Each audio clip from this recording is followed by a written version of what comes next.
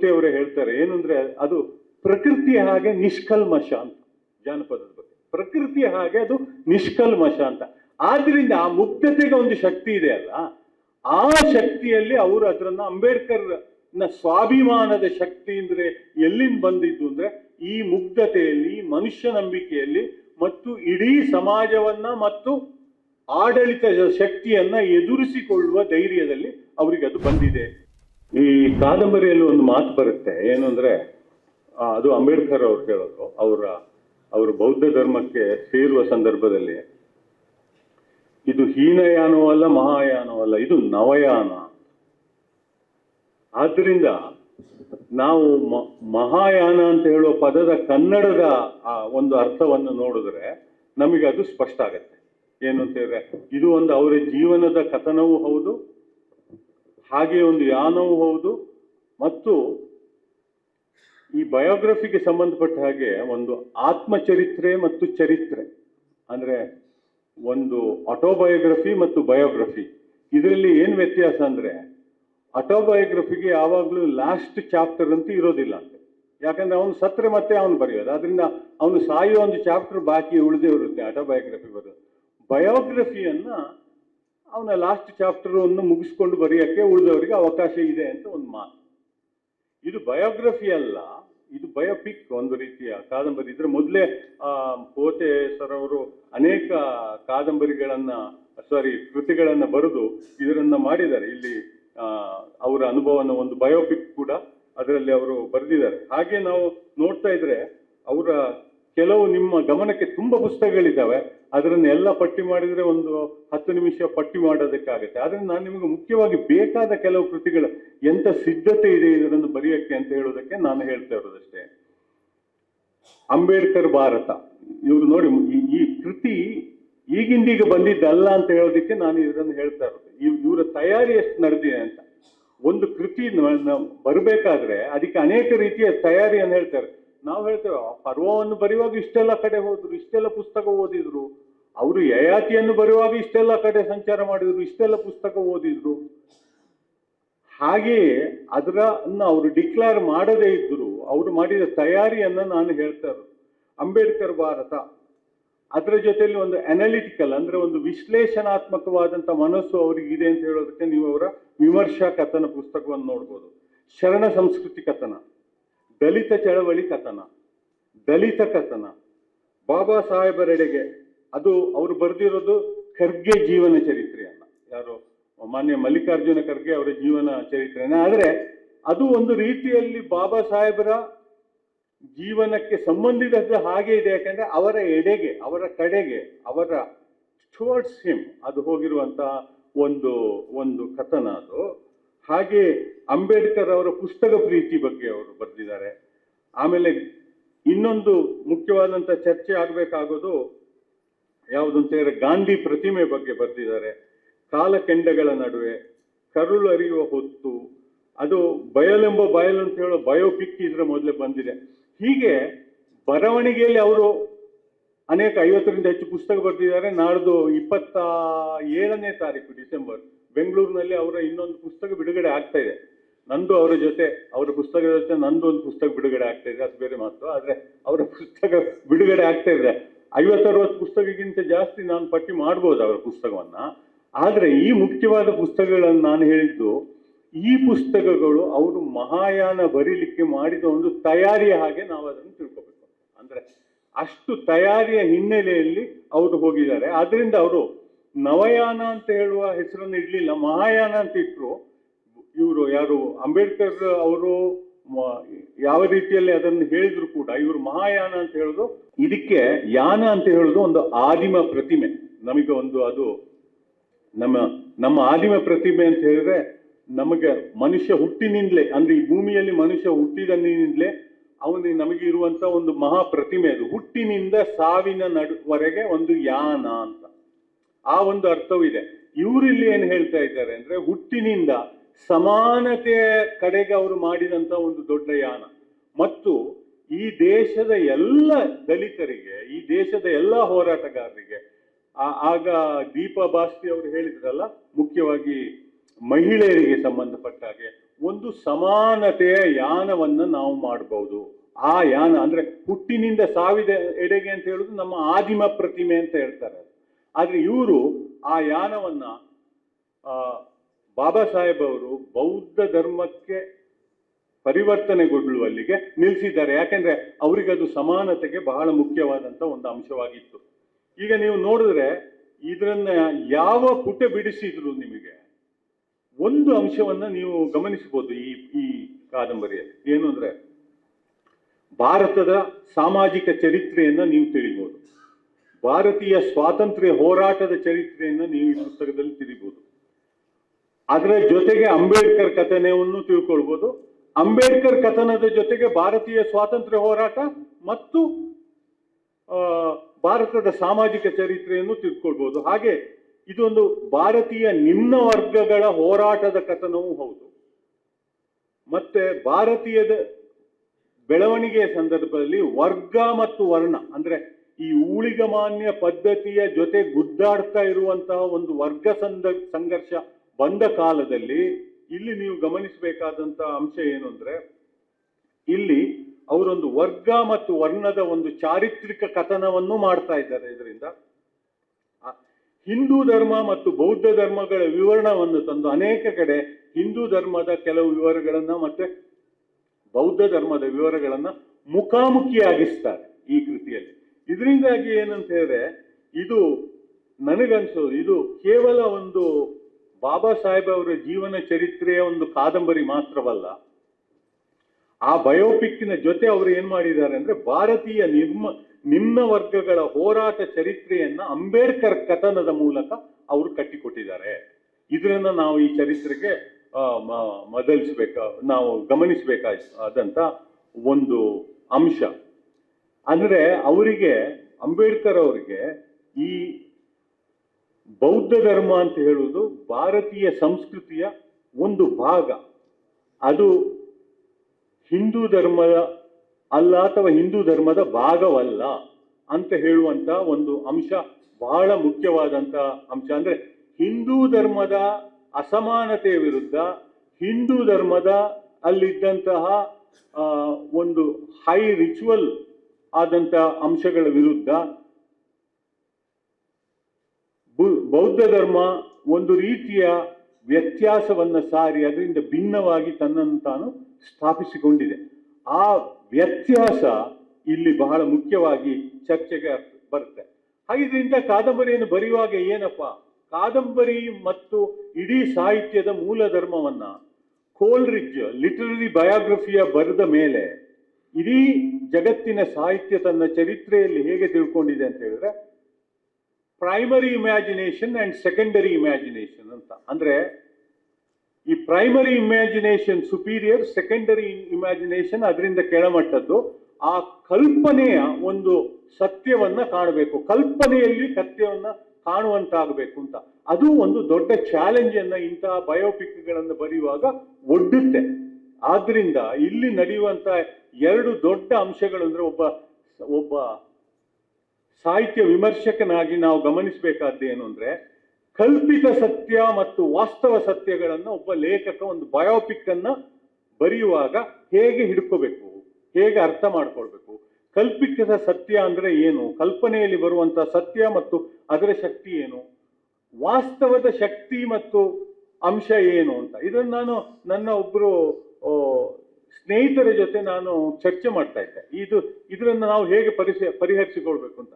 ಚರ್ಚೆಯಲ್ಲಿ ಅವರು ಏನೋ ಹೇಳಿದ್ರು, ನಾನೇನೋ ಹೇಳಿದ್ರು, ಸಮಯದ ದೃಷ್ಟಿಯಿಂದ ಅದು ನನಗೆ ಮುಖ್ಯವಾಗಿ ನಾನು ಇಲ್ಲಿ ವಿವರಿಸ್ತಿರ್ತಲ್ಲ. ನಾನು ಹೇಳಿದೆ, ಈ ಪೋತೆ ಅಂತವರಿಗೆ ಬರೆಯುವಾಗ ಅವರು ಬಂದ ಹಿನ್ನೆಲೆಯನ್ನು ನೋಡಿದ್ರೆ ಅವರಿಗೆ ಬರೆಯುವಾಗ ಅವರು ಕಂಡಂತಹ ವಾಸ್ತವ ಸತ್ಯ ಇದೆ ಅಲ್ಲ, ಅದು ನನಗೆ ನಿಮ್ಮ ಹಾಗಿರುವವರಿಗೆ ಯಾವ ಕಲ್ಪಿತ ಸತ್ಯದಲ್ಲೂ ಕಾಣಲು ಸಾಧ್ಯವಿಲ್ಲದಂತ ಒಂದು ಮಹಾ ಸತ್ಯವನ್ನ ಅವರು ವಾಸ್ತವ ಸತ್ಯದಲ್ಲಿ ಕಂಡಿದ್ದಾರೆ. ಆದ್ರಿಂದ ಅವರು ವಾಸ್ತವ ಸತ್ಯವನ್ನು ಎತ್ತಿ ಹಿಡಿದು ಕಲ್ಪಿತ ಸತ್ಯದ ಫ್ರೇಮಿನ ಒಳಗೆ ಈ ಕಾದಂಬರಿಯಲ್ಲಿ ಇಡ್ತಾರೆ. ಅದನ್ನ ನಾವು ಕಾಣಬೇಕಾದ್ದು. ಇಲ್ಲಿ ಕಾಣಬೇಕಾಗುವುದು ಏನು ಅಂತ ಹೇಳಿದ್ರೆ, ಕುಮಾರವ್ಯಾಸ ಹೇಳ್ತಾನಲ್ಲಿ, ಇಲ್ಲಿ ಕಾಂಬುದು ಪದುಮನಾಭನ ಲೀಲೆ ಮಾತ್ರವನು ಅಂತ ಹೇಳ್ತಾನೆ ನೋಡಿ ಅವನು, ಮಹಾಭಾರತವನ್ನು ಬರೆದಿದ್ದಾದ್ರೆ. ಹಾಗೆ ಇಲ್ಲಿ ಕಾಣಬೇಕಾಗುವುದು ಪೋತೆಯವರ ವಾಸ್ತವ ಸತ್ಯದ ಲೀಲೆ ಮಾತ್ರವನ್ನು. ಅಂದ್ರೆ ನಾನು ಲೀಲೆ ಅಂತ ಹೇಳಿದ ನಾನು ಅಲ್ಲಿಂದ ಎತ್ತಿ ಹಾಕಿ ಆ ಪದವನ್ನು ಇಲ್ಲಿ ಹೇಳಿದ್ದೇನೆ. ವಾಸ್ತವವಾಗಿ ಅಂಶ ಏನು ಅಂತ ಹೇಳಿದ್ರೆ ಇಲ್ಲಿ ಆ ಸತ್ಯ ಯಾವಾಗ ಅದು ಅವರಿಗೆ ಡಾಮಿನೇಟ್ ಆಗುತ್ತೆ ಆವಾಗ ಅವರಿಗೆ ಅದನ್ನು ಬಿಡ್ಲಿಕ್ಕೆ ಆಗೋದಿಲ್ಲ. ಅವರು ಬೇರೆ ವ್ಯಾಖ್ಯಾನಗಳಿಗೆ ಹೋಗೋದೇ ಇಲ್ಲ. ನಾನು ನಿಮಗೆ ಒಂದು 57 ಮಾರ್ಕ್ಗಳನ್ನು ನಾನು ಮಾಡಿಟ್ಟಿದ್ದೇನೆ. ಇವತ್ತು ಬೆಳಿಗ್ಗೆ ಅದನ್ನೆಲ್ಲ ತೆಗೆದಾಕಿದೆ ಸರ್. ಈ 25-30 ನಿಮಿಷದಲ್ಲಿ ಮಾತಾಡ್ಲಿಕ್ಕೆ ಸಾಧ್ಯ ಇಲ್ಲ. ಬರೇ 3 ಮಾತ್ರ ಇಟ್ಕೊಂಡಿದ್ದೇನೆ. ನೋಡಿ, ಇದನ್ನ ಅಷ್ಟೆಲ್ಲ ಮಾತಾಡ್ಲಿಕ್ಕೆ ಸಾಧ್ಯವೇ ಇಲ್ಲ. ಇಷ್ಟು ಹೊತ್ತಿನಲ್ಲಿ ಇದರನ್ನ ಹಾಕ್ಲಿಕ್ಕೆ ಸಾಧ್ಯ ಇಲ್ಲ. ಆದ್ರಿಂದ ನಾನು ಅವರಿಗೆ ಈ ಸತ್ಯ ಹೇಗೆ ಮನಸ್ಸಿಗೆ ಬರುತ್ತೆ ಅಂತ ಹೇಳೋದಕ್ಕೆ ಒಂದು 220ನೇ ಪುಟ ಅಂತ ನನ್ನ ನೆನಪು ನೋಡ್ತೇನೆ. ಒಂದು ಮನುಷ್ಯ ಅಂತ ಹೇಳೋ ಪದಕ್ಕೆ ಇಲ್ಲಿ ಇದೆ ಸಿಕ್ತು ನೋಡಿ. ಅವನು ರತ್ತು ಇದರ ಕಾದಂಬರಿಯ ಕಥೆಯನ್ನ ಕೇಳುವವ ಮತ್ತು ಕಥೆಯನ್ನು ಹೇಳುವವ. ರತ್ತು ಅಂತ ಒಬ್ಬ, ಅವನು ದಲಿತ. ಆ ರತ್ತುವಿನ ಮೇಲೆ ಬಾಬಾ ಸಾಹೇಬರದ್ದು ಬಹಳ ದೊಡ್ಡ ಇನ್ಫ್ಲುಯೆನ್ಸ್ ಆಗಿದೆ. ಅವನು ಸರ್ಕಾರಿ ಕೆಲಸಕ್ಕೆ ಸೇರಿದ್ರು, ಅವನು ಸಂಜೆ ಬೆಳಿಗ್ಗೆ ಬಂದು ಇವರ ಕೆಲಸ ಮಾಡ್ತಾನೆ, ಆಮೇಲೆ ಅವನು ಡೆಪ್ಯುಟೇಷನ್ ಕೆಲಸ ಮಾಡ್ತಾ ಇರ್ತಾನೆ, ಇವರ ಪರ್ಸನಲ್ ಸೆಕ್ರೆಟರಿ ತರ ಇದ್ದಾನೆ. ಮನೆಯಲ್ಲಿ ಅವನು ಹೇಳ್ತಾನೆ ಅವನ ಹೆಂಡತಿಗೆ, ನೋಡಿ ಅದು ಎಷ್ಟು ವ್ಯತ್ಯಾಸ ಆಗಿದೆ ಅಂತ ಹೇಳಿದ್ರೆ, ಅವನ ಹೆಂಡತಿಗೆ ಅಷ್ಟು ಅಕ್ಷರ ಗೊತ್ತಿಲ್ಲ, ಅಂದ್ರೆ ಅಷ್ಟು ವಿದ್ಯಾಭ್ಯಾಸ ಇಲ್ಲ. ಆದ್ರೆ ಅವನು ಹೇಳ್ತಾನೆ, ಈಗ ಬಾಬಾ ಸಾಹೇಬರು ಮಾಡಿದ ಸಂವಿಧಾನದಿಂದ ನೀನು ಕೂಡ ಹೋಗಿ ಶಾಲೆಗೆ ಹೋಗಿ ಕಲಿಬಹುದು, ಸಂಜೆ ಶಾಲೆಗೆ ಹೋಗ್ಬೋದು ಅಂತ ಅವ ಹೇಳ್ತಾನೆ. ಆ ರೀತಿಯ ಒಂದು ಮನೋಭಾವ ಇರುತ್ತೆ. ಈಗ ನಾನು ಹೇಳಿದಂತ ಕಲ್ಪಿತ ಸತ್ಯ ಮತ್ತು ವಾಸ್ತವ ಸತ್ಯದ ಅರ್ಥ ಬರುವಾಗ ಏನಾಗುತ್ತೆ ಅಂದ್ರೆ, ಮನುಷ್ಯತ್ವ ಅಂದ್ರೆ ಏನು ಅಂತ ಹೇಳುವ ಒಂದು ಶಬ್ದ ಬರುತ್ತೆ. ನೀವು ಸಮಾನತೆ ಅಂತ ಹೇಳುವಾಗ ಎಲ್ಲರೂ ಮನುಷ್ಯರಾಗಿರ್ಬೇಕು, ಮನುಷ್ಯತ್ವ ಅಂತ ಹೇಳೋದು ಬಹಳ ಮುಖ್ಯ ಅಂತ ಹೇಳಿದ್ರೆ ಏನು ಆಗಿದ್ರೆ ಮನುಷ್ಯತ್ವ ಅಂತ ಹೇಳಿದ್ರೆ ಶಬ್ದ ಬಂದಾಗ ಅದನ್ನ ನೀವು ಕಲ್ಪನೆಯಲ್ಲಿ ಒಂದು ಸಮಾನತೆಯ ನೆಲೆಯಲ್ಲಿ ಬಹಳ ಭಿನ್ನವಾಗಿ ಇಡ್ಬೋದು. ಅದರಿಂದ ಮುಖ್ಯವಾಗಿ ಈ ಇದರಲ್ಲಿ ಇವರಿಗೆ ಅನ್ಸೋದು, ಕೋತೆ ಅವರಿಗೆ ಅನ್ಸೋದು, ನೋಡಿ ಇಲ್ಲಿ ರತ್ತು, ನಾನು ಒಂದು 2-3 ವಾಕ್ಯ ಓದ್ತೇನೆ ಕೇಳಿ. ಸಾಹೇಬ್ ಮನುಷ್ಯರ ನಡುವೆ ಇಂಥ ಭೇದ ಅಂತ ಅವನು ಕೇಳ್ತಾನೆ. ಈ ಒಂದು ಸಮಾನತೆ ಅಂತ ಹೇಳೋದು ಬಹಳ ದೊಡ್ಡ ಅಂಶ ಅಲ್ವಾ. ರತ್ತು, ಇಂದು ನಿನ್ನೆಯದಲ್ಲ, ಸಾವಿರಾರು ವರ್ಷಗಳಿಂದ ಬ್ರಾಹ್ಮಣಶಾಹಿಗಳು ಜಾತಿ ವರ್ಣ ಜೀವಂತವಾಗಿಟ್ಟುಕೊಂಡು ಬಂದಿದ್ದಾರೆ. ಅಷ್ಟಕ್ಕೂ ಇವರಿಗೆ ಮನುಷ್ಯ ಪದದ ಅರ್ಥವೇ ಗೊತ್ತಿಲ್ಲ. ಮನುಷ್ಯ ಎಂಬ ಪದ ಮನ್ ಎಂಬ ಧಾತುವಿನಿಂದ ನಿಷ್ಪತ್ತಿ ಹೊಂದಿದೆ. ಮನ್ ಎಂದರೆ ಚಿಂತಿಸು, ತಿಳಿಯದೇ ಇರುವ ವಿಷಯಗಳನ್ನು ತಿಳಿದುಕೊಳ್ಳುವುದು ಎಂದರ್ಥ. ಇದನ್ನು ಬುದ್ಧ, ಬಸವಣ್ಣ, ಕಬೀರ, ಪುಲೆ ಮುಂತಾದವರು ಮತ್ತೆ ಮತ್ತೆ ಅರ್ಥೈಸುತ್ತಲೇ ಬಂದಿದ್ದಾರೆ. ಆದರೂ ಇತ್ಯಾದಿ ಮುಂದುವರಿಯುತ್ತೆ. ಒಂದು ಸಮಾನತೆಯನ್ನ ಮನುಷ್ಯ ಅಂತ ಹೇಳೋ ಪದದ, ನಾವೆಲ್ಲರೂ ಮನುಷ್ಯರು ಅಂತ ಹೇಳೋ ಪದದ ಜೊತೆ ತಂದು ಇಡುವಾಗ ನೀವು ಒಂದು ಪಾಂಡಿತ್ಯಕ್ಕೆ ಇಳಿದು ಬಿಟ್ಟು ಇಡೀ ಧಾತುವನ್ನು ವಿವರಿಸ್ಬೋದು. ಮನ್ ಅಂತ ಹೇಳೋ ಪದದಿಂದ ಬಂದೆ ಅಂದ್ರೆ ಮನಸ್ಸು. ನಿನ್ನ ಮನಸ್ಸು ನಿನಗೆ ಆರ್ಧವಾಗಬೇಕಲ್ಲಪ್ಪ. ನಿನ್ನ ಕಲ್ಪನೆ, ಮತ್ತೆ ಈ ಕಲ್ಪನೆ ಹುಟ್ಟೋದೇ ಈ ಮನಸ್ಸಿನಲ್ಲಿ ಅಲ್ವಾ. ಆದ್ರಿಂದ ಈ ಮನುಷ್ಯನನ್ನ ಸಮಾನವಾಗಿ ತಿಳಿಬೇಕಾದ್ರೆ ಅದು ನಮಗೆ ಮೊದಲು ಬರಬೇಕಾದ್ದು ನಮ್ಮ ಮನಸ್ಸಿನಲ್ಲಿ. ನಮ್ಮ ಮನಸ್ಸಿನಲ್ಲಿ ಅದು ಬಾರದೇ ಇರೋದಿಲ್ಲ. ಮೆಡಿಕಲ್ ಬುಕ್ ನಲ್ಲಿ ಒಂದು ಮಾತಿದೆ, ನನಗದ ಆ ಟೆಕ್ಸ್ಟ್ ಬುಕ್ ಅನ್ನ ಓದಿದಾಗ, ನನ್ನ ಮಗ ಓದ್ತಾ ಇದ್ದಾಗ ಪಕ್ಕನೆ ನಾನು ಅದನ್ನು ಬಿಡಿಸಿದಾಗ ಬಂತು ಕಣ್ಣಿಗೆ. ಅದರನ್ನ ಮತ್ತೆ ನನಗೆ ಮರೀಲಿಕ್ಕೆ ಆಗಲಿಲ್ಲ. ಏನು ಅಂದ್ರೆ, what mind doesn't know ice cannot see ಅಂತ. ಅಂದ್ರೆ ಮನಸ್ಸಿಗೆ ಗೊತ್ತಿಲ್ಲದೆ ಇರೋದು ಕಣ್ಣಿಗೆ ಕಾಣೋದಿಕ್ಕೆ ಆಗೋದಿಲ್ಲ ಅಂತ. ಕಣ್ಣಿನಿಂದ ಮನಸ್ಸಿಗೆ, ಮನಸ್ಸಿನಿಂದ ಕಣ್ಣಿಗೆ, ಹೀಗೆ ಹೋಗ್ತಾ ಇಡೀ ಮೆಡಿಕಲ್ ಸೈನ್ಸ್ ಬೆಳೆದದ್ದು. ಇಲ್ಲಿ 2-3 ಮೆಡಿಕಲ್ ಕಾಲೇಜ್ ಇದೆ. ಬಟ್ ಇಡೀ ಮೆಡಿಕಲ್ ಸೈನ್ಸ್ ಆಯುರ್ವೇದ ಕಾಲದಿಂದ ಇವತ್ತಿನವರೆಗೆ ಬೆಳೆದು ಬಂದದ್ದು ಕಣ್ಣಿನಿಂದ ಮನಸ್ಸಿಗೆ, ಮನಸ್ಸಿನಿಂದ ಕಣ್ಣಿಗೆ. ಒಮ್ಮೆ ಯಾರದ್ದೋ ಕಣ್ಣಿಗೆ ಬಿದ್ದದ್ದು ಬರೆದು ಮನಸ್ಸಿಗೆ ಗೊತ್ತಾದ್ರೆ ಅದು ಇತರ ಮನಸ್ಸುಗಳಿಗೆ ಗೊತ್ತಾಗಿ ಮತ್ತೆ ಕಣ್ಣಿಗೆ ಬರಬೇಕು. ಮನ್ ಅಂತ ಹೇಳುವ ಪದದ ಹಿನ್ನೆಲೆಯಲ್ಲಿ ಇರುವುದು. ಆ ಎಲ್ಲ ಚಿಂತನೆಯನ್ನ ಇವರು ಹಾಗೆ ಒಂದು ಕೊಟೇಶನ್ ಅನ್ನ ಅಂಬೇಡ್ಕರ್ ಅವರಿಂದ ತರೋದ್ರಿಂದ ಅಲ್ಲಿ ಇಟ್ಟು ಬಿಟ್ಟು ಕಲ್ಪಿತ ಸತ್ಯ ಮತ್ತು ವಾಸ್ತವ ಸತ್ಯದ ವಿವರಗಳನ್ನ ಅವರು ಪರಿಹರಿಸಿಕೊಂಡಿದ್ದಾರೆ. ಇನ್ನೊಂದು ಅಂಶ ಏನು ಅಂತ ಹೇಳಿದ್ರೆ, ಪೋತೆ ಅವರು ಕೆಲವು ಭಾಗಗಳಲ್ಲಿ, ಇದು ಈ ಜಾನಪದ ವಿದ್ವಾಂಸರಿಗೆ ದೊಡ್ಡ ಸಮಸ್ಯೆ ಇದ್ದಾರೆ. ಕೆಲವರೊಮ್ಮೆ ಜಾನಪದ ಸಾಹಿತ್ಯದಲ್ಲಿ ಒಂದು 5-6 ವರ್ಷ ಕೆಲಸ ಮಾಡಿಬಿಟ್ರೆ ಅವರನ್ನು ಜಾನಪದ ವಿದ್ವಾಂಸರು ಅಂತ ಹೇಳುದು. ಮೊನ್ನೆ ವಿವೇಕ್ ರೈಗಳು ಫಸ್ಟ್ ಕ್ಲಾಸ್ ಆಗಿ ಪಂಪನ ಮೇಲೆ 3 ಲೆಕ್ಚರ್ ಕೊಟ್ಟರು. ನಾನು ಅದನ್ನು ನನ್ನ ಫೇಸ್ಬುಕ್ ಪೇಜಲ್ಲಿ ಹಾಕಿದೆ ಆ 3. ಅವರು ನನ್ನ ಹತ್ರ ಸಂತೋಷಪಟ್ಟು ನಾನು ಮಾತಾಡಿದಾಗ ಹೇಳಿದ್ರು, ನೋಡಪ್ಪ ಎಲ್ಲರೂ ನನ್ನನ್ನು ಜಾನಪದ ವಿದ್ವಾಂಸ ಅಂತ ಹೇಳೋದಷ್ಟು ಹೊರತು ನಾನೊಬ್ಬ ಕನ್ನಡ ವಿದ್ವಾಂಸ ಅಂತ ಹೇಳೋದಿಲ್ಲ. ನೀನಾದ್ರೂ ಕನ್ನಡ ವಿದ್ವಾಂಸ ಅಂತ ಹೇಳಿ ಗುರುತಿಸಿಕೊಂಡು ಅದನ್ನ ನನ್ನ ಪಂಪನ ಲೆಕ್ಚರ್ಸ್ ಅನ್ನ ನೆನಪು ಮಾಡ್ಕೊಂಡಿಯಲ್ಲಪ್ಪ, ನನಗೆ ಸಂತೋಷ ಆಯ್ತು ಅಂತ ಹೇಳಿದ್ರು ನಾನು ಮಾತಾಡುವಾಗ. ಹಾಗೆ ಜಾನಪದ ಇವರದ್ದು ಎಲ್ಲಿ ಕೆಲಸ ಮಾಡಿದೆ ಅಂತ ಹೇಳಿದ್ರೆ, ಪೋತೆ ಅವರಲ್ಲಿ. ಅವರು ಮೊದಲು ದೊಡ್ಡ ಜಾನಪದ ವಿದ್ವಾಂಸ, ಇವತ್ತು ಅನೇಕ ಅವರನ್ನು ಬೇರೆ ಅವರ ಅಂಶಗಳಿಗೆ ರೆಕಗ್ನೈಸ್ ಮಾಡಿದ್ದಾರೆ. ಅದರಲ್ಲಿ ಇದರ ಪ್ರಭಾವ ಇದೆ. ಯಾಕಂದ್ರೆ ಜಾನಪದ ಅಂತ ಹೇಳುವಂಥದ್ದು ಒಂದು ಅದರನ್ನ ಒಂದು ಕಡೆ ಇವರೇ ಹೇಳ್ತಾರೆ, ಅವರು ಪೋತೆ ಅವರೇ ಹೇಳ್ತಾರೆ ಏನು ಅಂದ್ರೆ ಅದು ಪ್ರಕೃತಿಯ ಹಾಗೆ ನಿಷ್ಕಲ್ಮಶ ಅಂತ. ಜಾನಪದದ ಬಗ್ಗೆ ಪ್ರಕೃತಿಯ ಹಾಗೆ ಅದು ನಿಷ್ಕಲ್ಮಶ ಅಂತ.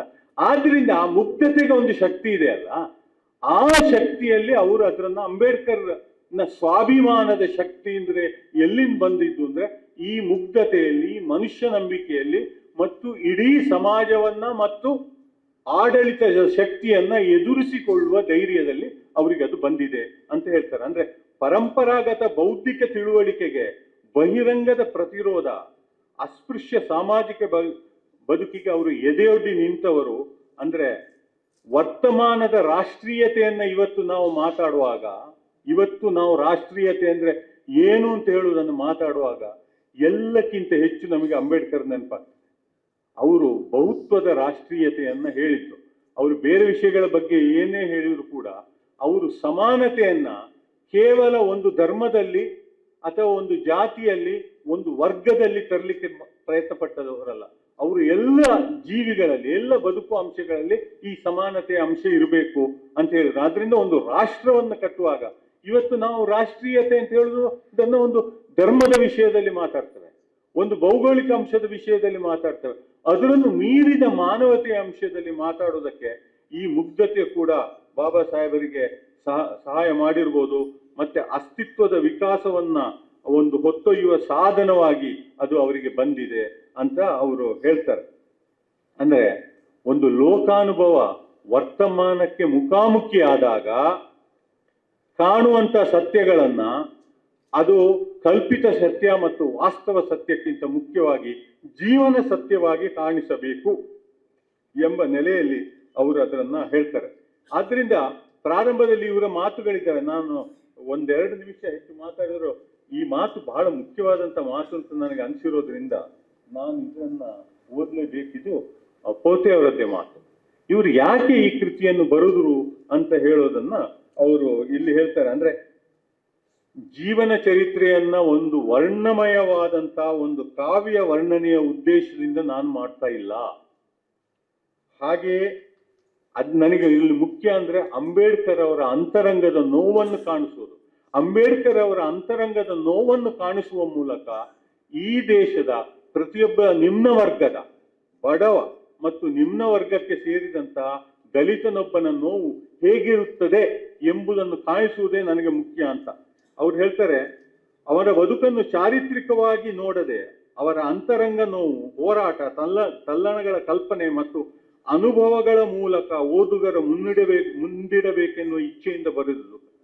ಕಾರಣ ಇಷ್ಟೇ, ಅಂಬೇಡ್ಕರ್ ಬದುಕು ಒಂದು ಕಾಲದ ಸಾಂದರ್ಭಿಕ ಚರಿತ್ರೆಯಲ್ಲ, ಅದು ಅನುದಿನವೂ ನಡೆಯುತ್ತಿರುವ ಸಾಮಾಜಿಕ ನೈತಿಕ ಸಂಘರ್ಷಗಳ ಸಂಕೇತ. ಪ್ರತಿದಿನವೂ ನಡೆಯುತ್ತಿರುವ ಈ ಸಾಮಾಜಿಕ ನೈತಿಕ ಶಕ್ತಿಗಳ ನಡುವಿನ ಸಂಘರ್ಷವಾದ್ರಿಂದ ಈ ಮಾತನ್ನ ನನಗೆ ಹೇಳುವಾಗ ನನಗೆ ಒಂದು ಮಾತು ನೆನಪು ಬರ್ತದೆ ಸರ್. ಅದನ್ನ ಮಾಸ್ತಿ ವೆಂಕಟೇಶ ಅಯ್ಯಂಗಾರ್ ಅವರು ಹೇಳಿದ್ರು. ಅವರು ಒಮ್ಮೆ ಹೀಗೆ ಮಾತಾಡ್ತಾ ಇದ್ದಾಗ ಒಬ್ಬ ಹತ್ರ ಹೇಳಿದ್ರು, ನನಗೆ ಪರಿಚಯ ಇದ್ದವ್ರ ಹತ್ರ, ಏನಂದ್ರೆ ನೋಡಪ್ಪ, ಈ ಹಗಲು ರಾತ್ರಿ ಅಂತ ಇದೆಯಲ್ಲ, ಇದಕ್ಕೆ ಪ್ರತಿದಿನ ಒಂದು ಸಂಘರ್ಷ ನಡೀತಾ ಇರುತ್ತೆ. ಅಂದ್ರೆ ಹಗಲಿಗೊಂದು ರಾತ್ರಿಗೊಂದು.